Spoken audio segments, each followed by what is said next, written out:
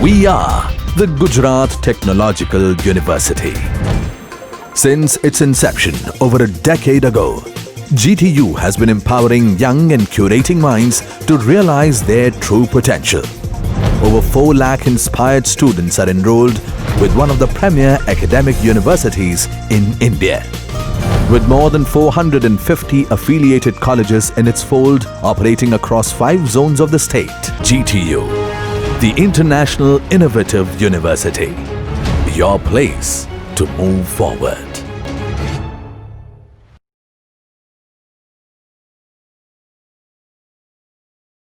So, in the topic of air pollution, first we'll talk about structure of atmosphere. Many times in the examination, this topic is asked, so that is very important. Next is definition of air pollution and air pollutant. Next is types and sources of air pollution. In that, we will discuss major classes of air pollutants, sources of outdoor air pollutants, urban air pollution. Then we'll discuss general effects of air pollution, that is on human being, plants, animals, etc., and general effects. Then mitigation measures, means that is how to control air pollution, that we will discuss. So air pollution is basically related to phenomena that happens in atmosphere. So first we should understand what is atmosphere. So atmosphere is basically mixture of various gases along with some proportion of water vapor. So generally this atmospheric concentration of different gases that you are knowing and that you have studied in your school days also, that is nitrogen, oxygen, argon, carbon dioxide, etc. So these proportions are given. So the composition of these various gases, if it is not maintained properly in your environment, and that is getting disturbed due to addition of different pollutants in the air, either due to natural reasons or either due to man-made reasons, and it is generally responsible for the phenomena which is called as air pollution. So basically it is the disturbance in the natural composition of all the different gases and water vapor, that is generally meant by air pollution term. We will discuss about the structure of atmosphere. Basically the whole atmosphere, it is divided into various layers, and these layers are based on its temperature variation or temperature profile, and based on that it is divided into 5 major layers. First is troposphere, second is stratosphere, or which is also called as ozonosphere, third is mesosphere, fourth one is thermosphere. Basically this thermosphere, it is having 2 layers, ionosphere and exosphere. So lower thermospheric part is called as ionosphere, and higher thermospheric part is called exosphere. So I will discuss the whole profile, how these layers are classified in this particular temperature profile. So in the on the x-axis the temperature variation is shown, and on the y-axis altitude, or that is height above mean sea level, is shown in kilometer.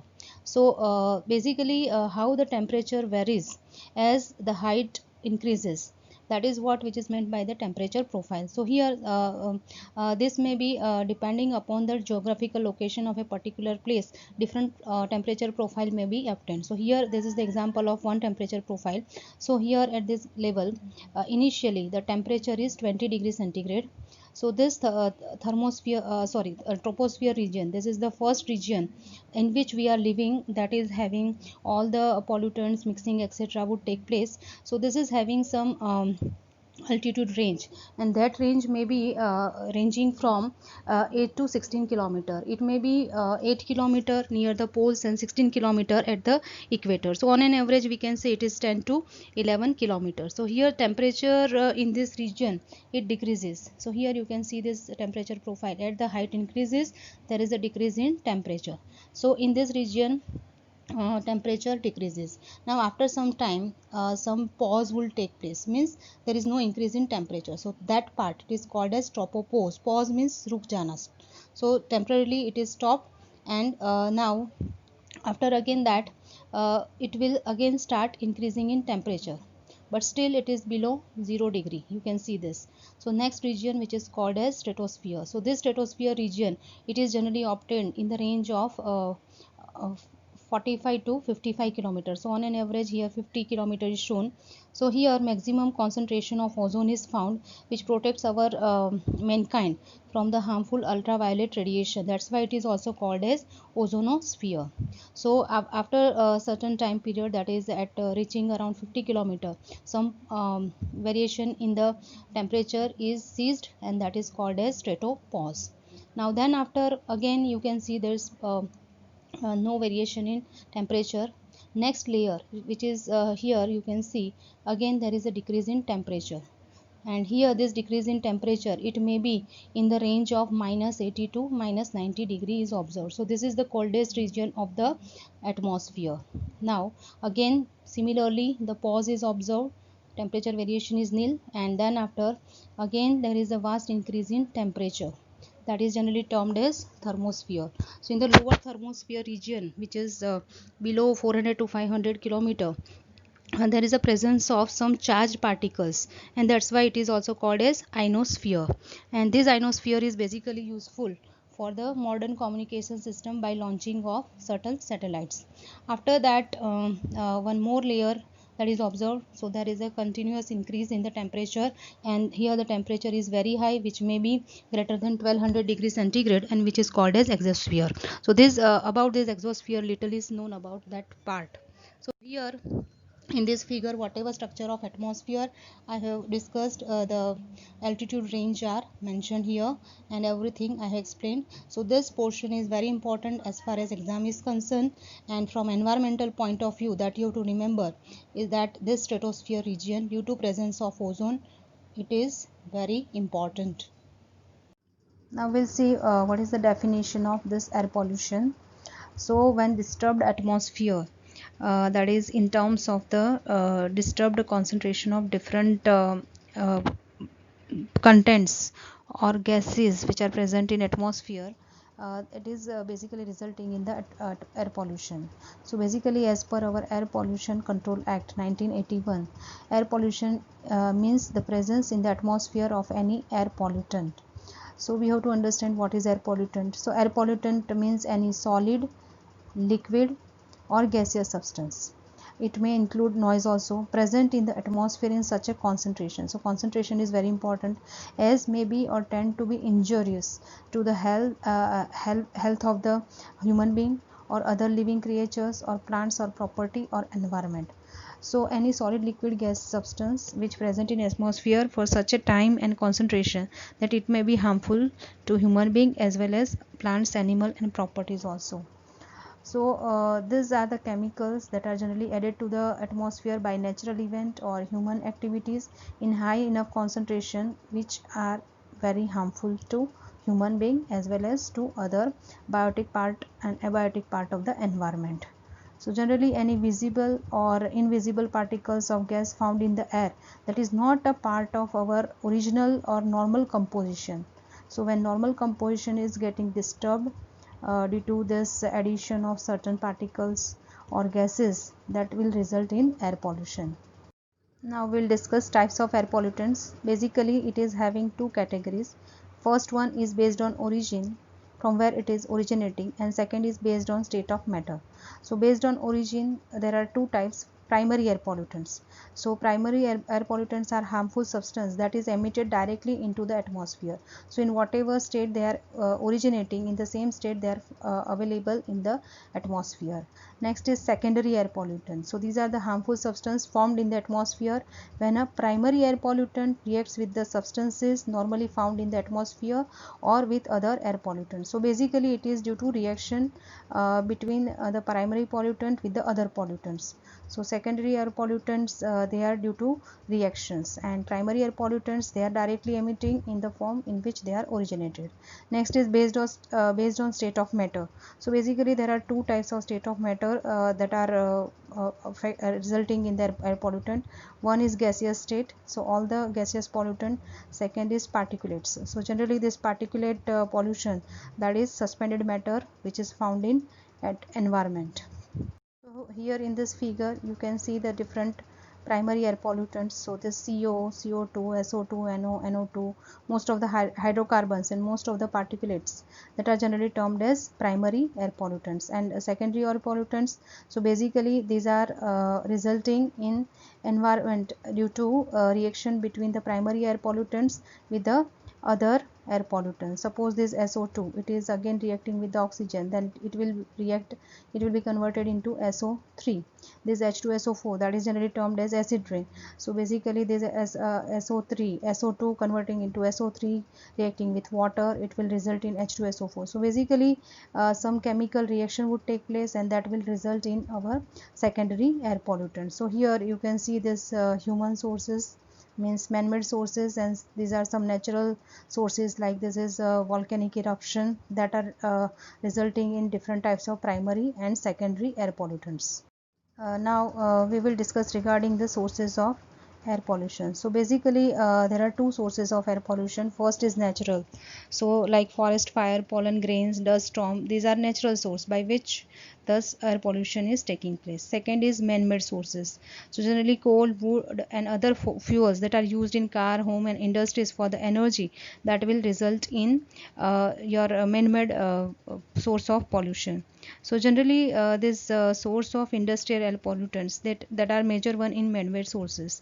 So major sources are from the thermal power plant, boiler, thermic fluid heaters, incinerators, cupola, blast furnace, then coke oven, basic oxygen furnace, induction and air furnaces, and cement plants, etc.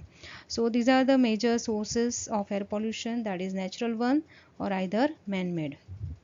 Also these sources may be classified as point source. So basically point source are those sources which are having some definite origin, and that source, it is easy to identify. So some industrial unit is there, so some chimneys that are located and that are regularly discharging air pollutants in the atmosphere, then that kind of point, that is specified one.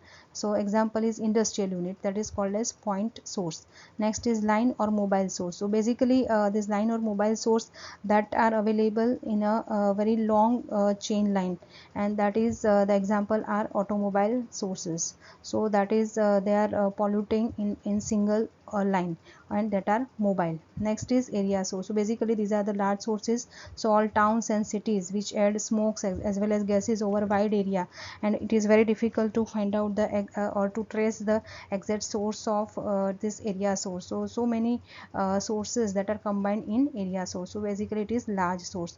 So it is very easy to control the air pollution if you are focusing on point source. And also by taking care of this our automobile, we can try to reduce or mitigate the effect of air pollution. So here in this particular figure you can see this natural source, then man-made source, this is from industries. This is stationary source because it is some industrial establishment. This is mobile source, that is moving car, and all are resulting in primary as well as secondary pollutants. Now here these are all the sources of air pollution that are natural sources as well as man-made sources. So here all the list of all natural sources are given, so that you can refer, and as well as these man-made sources, all the sources are given in detail.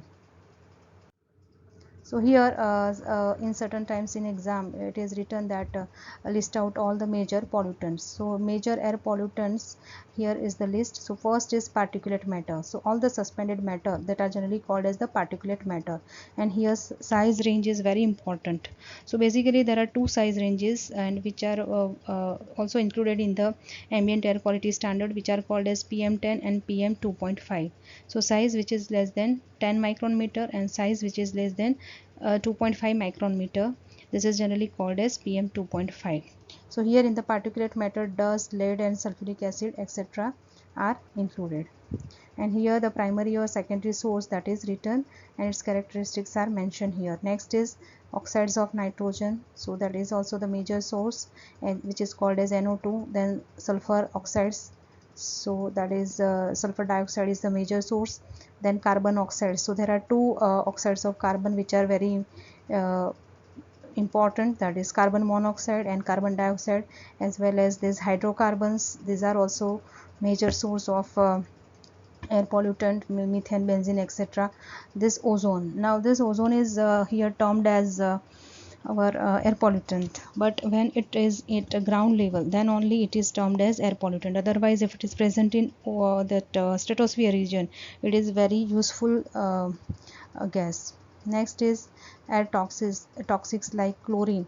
So these are all the list of major pollutants, and you must know these are the major air pollutants which may prevail in our environment, and in particularly atmosphere. So these are the sources of outdoor air pollution. So major sources are transportation sector and industry, as we have discussed in the main source was also, and then intentional forest fire is also very high. So here all these proportions that are given, that are the major sources. Miscellaneous sources are 10%, transportation 57%, fuel combustion except in vehicle is 21%, industrial process 12%. These are all responsible for outdoor air pollution. So that is outside your house. Now, so these major pollutants: carbon oxide, sulfur dioxide, nitrogen dioxide, then particulate matter, then ground level ozone, and hydrocarbons. So these are the list of major pollutants that we will discuss in detail now. So first is carbon monoxide, that is a part of oxides of carbon. So basically this carbon monoxide is colorless and odorless gas. It is produced when carbon does not burn completely. So basically it is the result of incomplete combustion in fossil fuel. पूरा नहीं जलता है और incomplete combustion होता है तो carbon monoxide पैदा होता है. So it is generally present in exhaust, car exhaust. So if incomplete combustion take place, then it will produce during this exhaust, then deprive body of oxygen by formation of the carboxyhemoglobin. Now this is the effect. When this carbon dioxide, if it is inhaled and it is combining with the oxygen by formation of it will form the carboxyhemoglobin, and which prevent the blood from carrying the oxygen. So oxygen reducing capacity, it is reduced, and it has 200 times more affinity towards the blood. So this carboxyhemoglobin is very dangerous, and that may result in cardiovascular disease also, and that may result in ultimate death also. It may cause headaches and dizziness, fatigue, and impaired vision also. So this is a very dangerous kind of pollutant which is termed as carbon monoxide. Next is carbon dioxide. Basically this carbon dioxide, it is not that much harmful as carbon monoxide, but generally it is a greenhouse gas, and this greenhouse gas, it is resulting in global warming. Next dangerous gaseous pollutant is sulfur dioxide. This gas is produced by chemical interaction between sulfur and oxygen. It produced when coal and fuel oil are burned together. So generally it is found in the power plant exhaust. So effect wise, it narrows the airways, it causing the wheezing, that is breathless, and shortness of the breath, especially in those persons who are suffering with asthma. Also they are responsible for acid rain. So this SO2, SO2 combining with oxygen and water, that will result in acid rain. Now we will discuss about nitrogen oxides. So basically it is reddish brown color gas. It is producing when nitric oxide combines with oxygen in the atmosphere at high temperature. It is present in car exhaust, as well as you may find it in power plants. So major problem with this oxides of nitrogen is that it is also one of the major greenhouse gas. It cause difficulty in breathing and affect lungs and cause wheezing and increase the chances of respiratory infection. Now next important pollutant is particulate matter. So thousands of different solid or liquid particles that are suspended in air, like soil particles, soot, then lead, asbestos, sea salt, and sulfuric acid droplets, all which remains in suspensions, that are generally called as particulate matter, and that are present in many sources including fossil fuel dust, smoke, fog, etc. So as I have discussed, there are two types of particulate matter which are of major concern as far as the pollution is concerned. That is SPM, that is suspended particulate matter, which is generally termed as PM10. This 10 represent the size in 10 micrometer, and then next is PM 2.5, so size which is less than 2.5 micrometer. Basically this PM 2.5 is more dangerous as compared to PM 10 because this size is very small, so it will pass through the hairs of the nose, and that may reach up to the last point of your lungs, that is up to alveoli, and that is affecting the whole system of your lungs. So this is very dangerous. So it is dangerous for two reasons. It may contain materials with toxic or carcinogenic effect. Carcinogenic effect means it may result in cancer. So this is very dangerous. Extremely small particles can become lodged in lungs. So this PM 2.5 that are very small in size, and that will result this maximum concentration in the lungs, and that will affect it. It aggravates the heart and lung disease, and it can build up in the respiratory system and increase the risk of respiratory infection. So this particulate matter that are very dangerous kind of pollutant if they are present in atmosphere.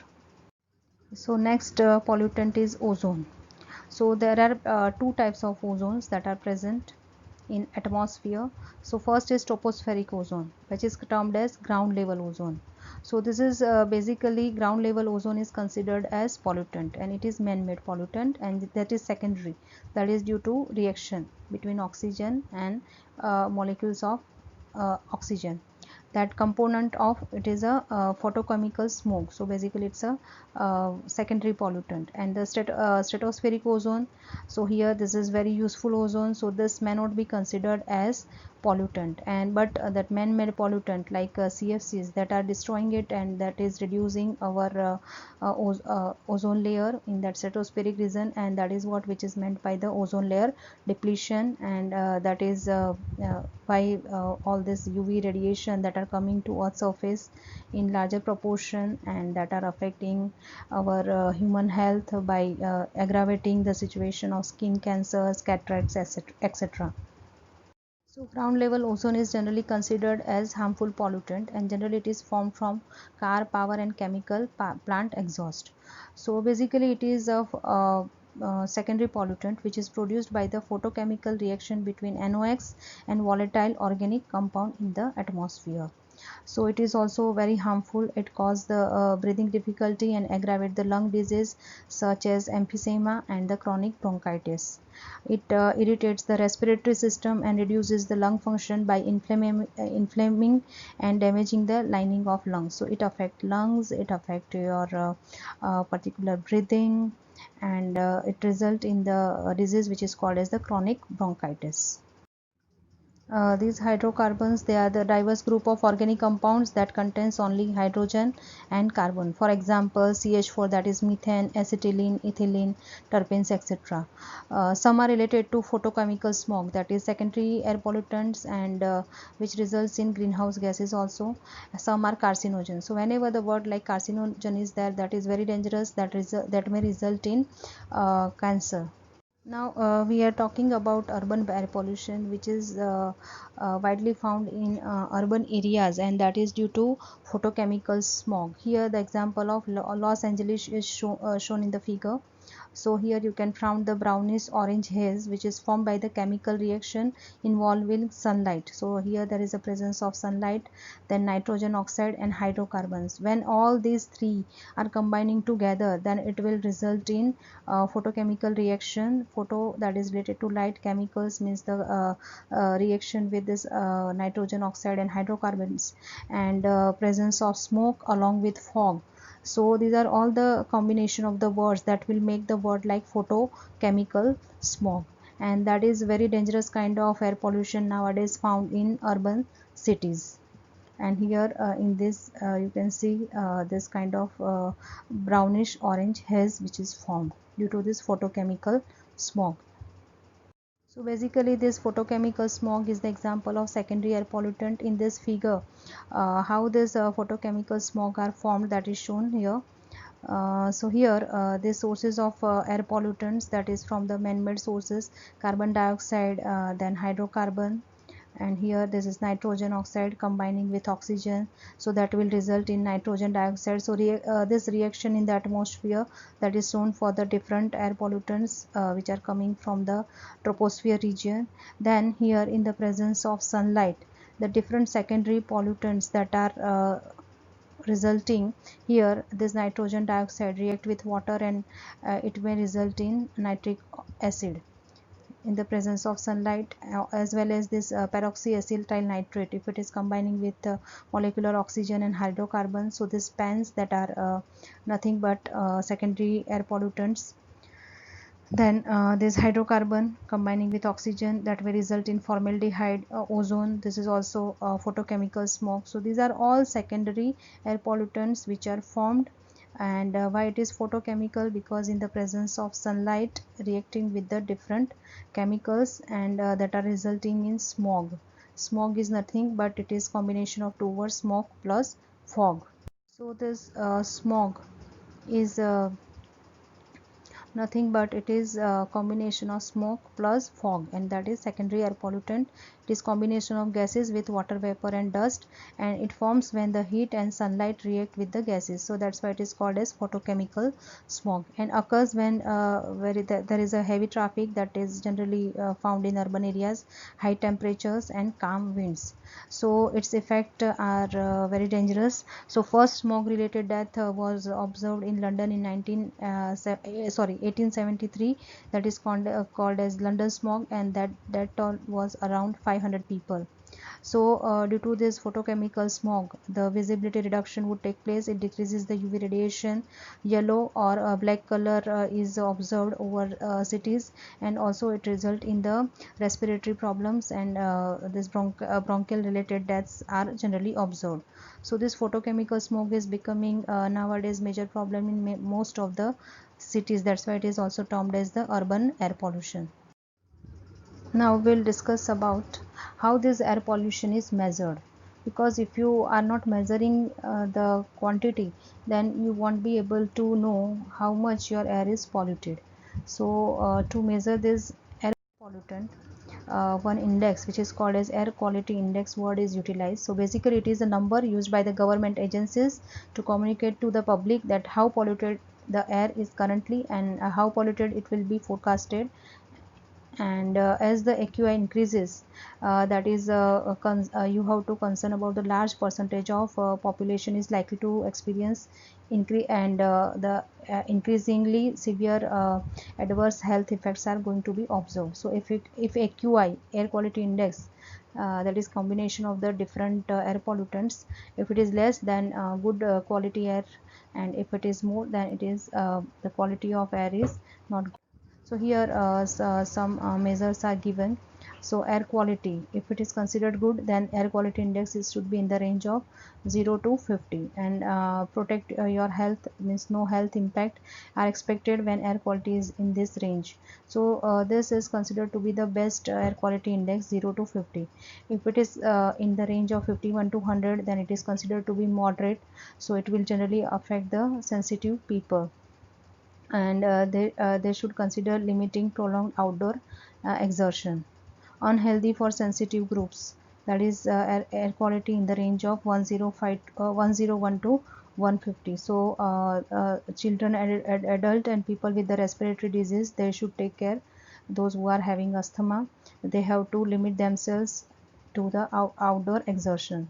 Then unhealthy air quality, that is considered from 151 to 200. So these children, adults and all the sensitive people, they should keep themselves away from the outdoor exertion. And unhealthy or very alert condition is observed that when this air quality index is in the range of 201 to 300. So this is the severe condition, and that will affect many people.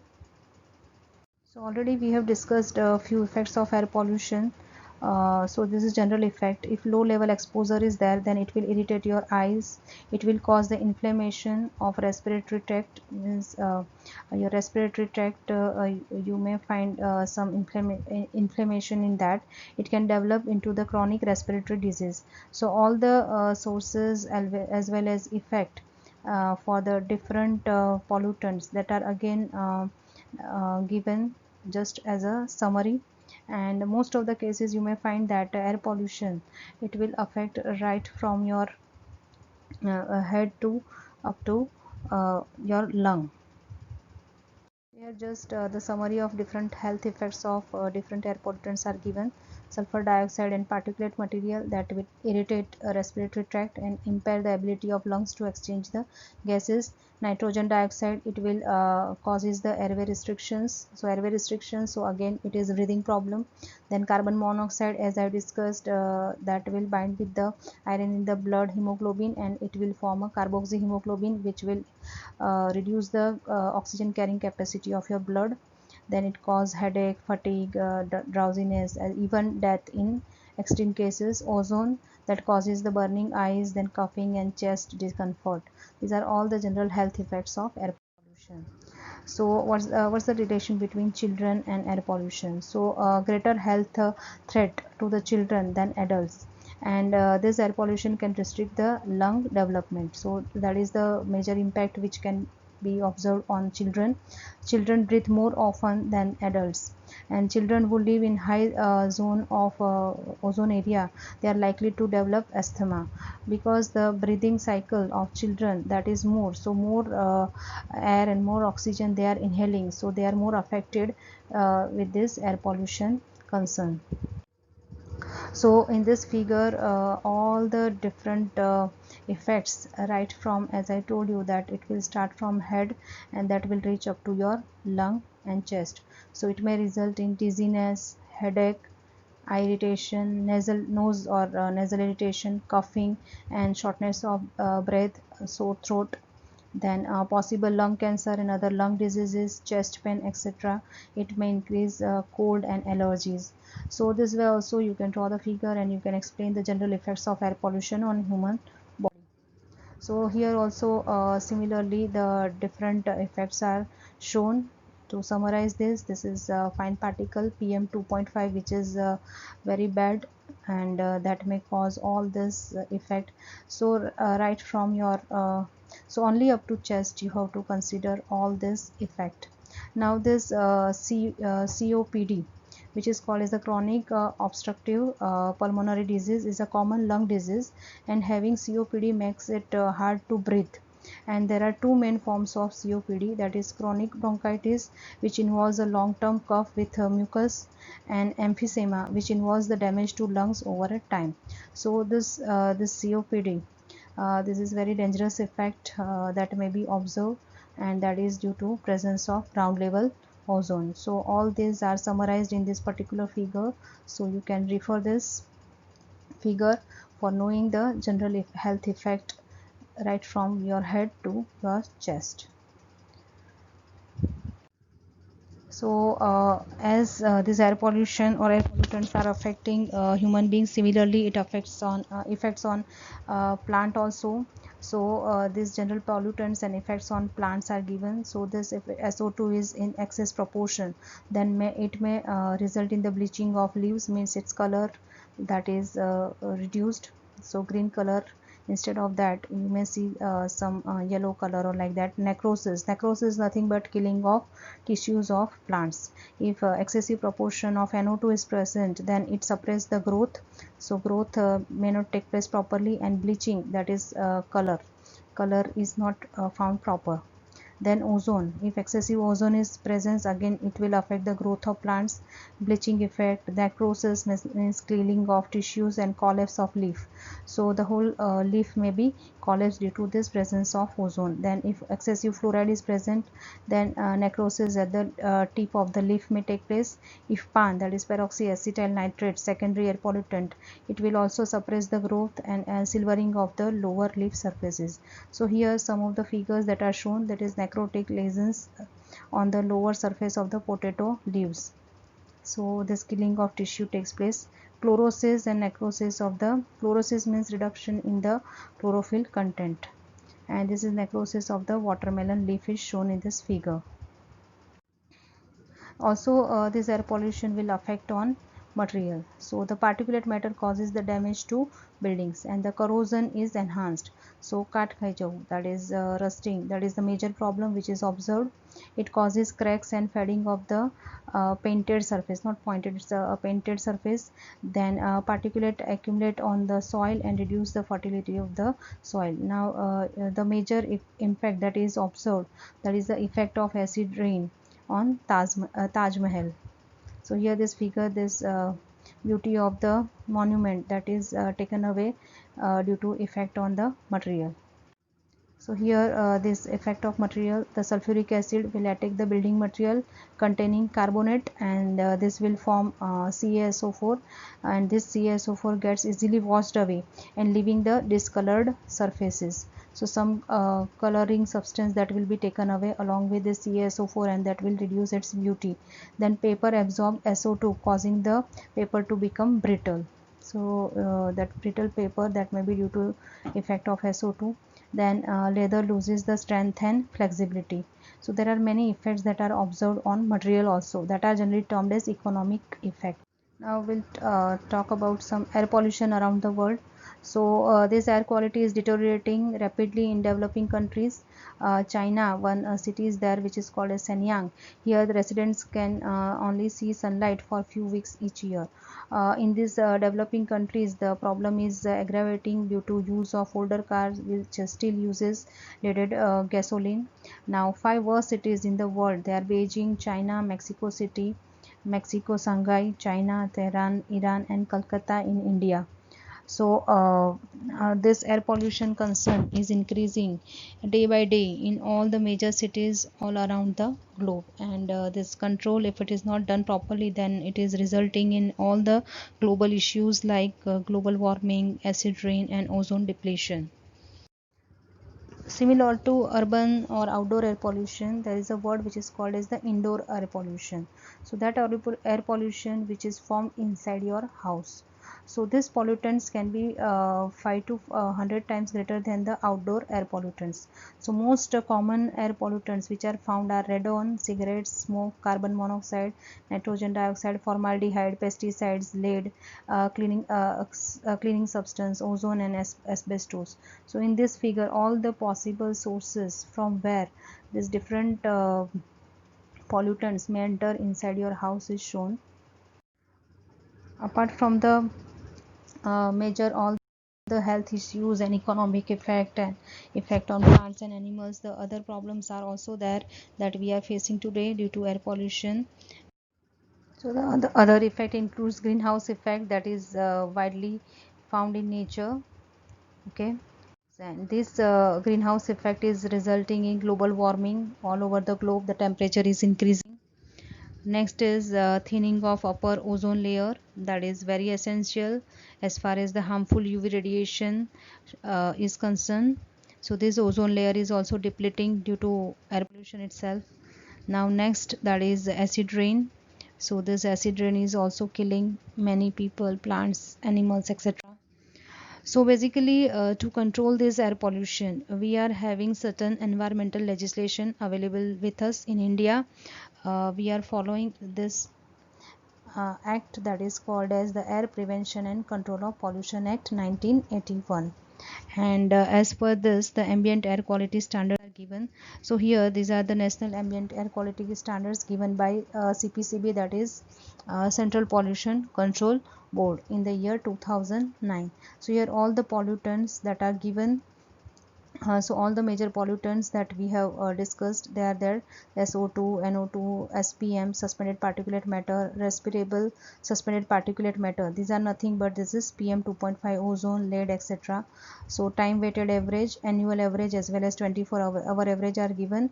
Then concentration in the ambient air that are given. There are two categories in this. First is industrial area, residential area, rural and other areas, and next is ecological and sensitive area. So the limits given here, you can see in the ecological and sensitive area it is less as compared to industrial or residential zone. So for SO2 the limit for annual average is 50 microgram per meter cube, and for ecological and sensitive area it is 20 microgram per meter cube. So similarly the limits are given for both the categories, and for two measurements for all the major pollutants. Here carbon monoxide, ammonia, benzene, then benzopyrene, particulate phase only, then arsenic, nickel, etc. So these are the limits that are to be followed if you want to maintain air pollution within limits. So national ambient air quality standards are generally followed in India. Now we will discuss about the mitigation measures or controlling measures for air pollution.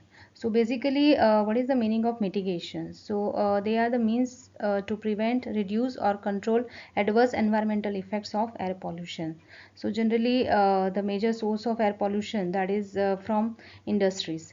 So generally these mitigation measures in terms of some equipments that are applied at industrial establishments. So this is the list of this mitigation measures and for controlling the air pollution in industries. So basically there are two major pollutants on which the particular equipments are used. So first is control of particulate matter and control of gaseous pollutant. For gaseous pollutant, these are the processes which are used. It may be absorbed by liquids. Gases may be adsorbed by use of solids. Some condensation methods and combustion or incineration, means burning of pollutants can be done. Regarding the control of particulate matter, different equipments are used, that is gravity settling chamber, cyclone separators, fabric filters, electrostatic precipitator, wet collectors or scrubbers are used. And this much you should know as far as your first year is concerned, and there is no need to go in much detail about all this equipment, but at least you should know the name of this equipments used for the control of particular air pollution. So at last we will discuss all the general mitigation measures or the control measures to reduce the air pollution, so to reduce the global impact of this air pollution. So to move away from the fossil fuel, replacing them with the alternative energies like solar, wind and geothermal. So widely in India also now we are moving over to this alternative energy source. Next is planting more trees, that is very useful, reducing vehicle exhaust. Then using the mass transport system, industrial area should be away from the residential area. Use of the tall chimneys or stack to be adopted to reduce the concentration of air pollutants and ground level. So these are some certain general mitigation measures that are to be adopted to reduce air pollution. So with this I would like to end my lecture. So plant more trees, go green, and thank you very much. I hope that whatever contents I have shared today, that it will be useful to you for your examination. Thank you very much all students.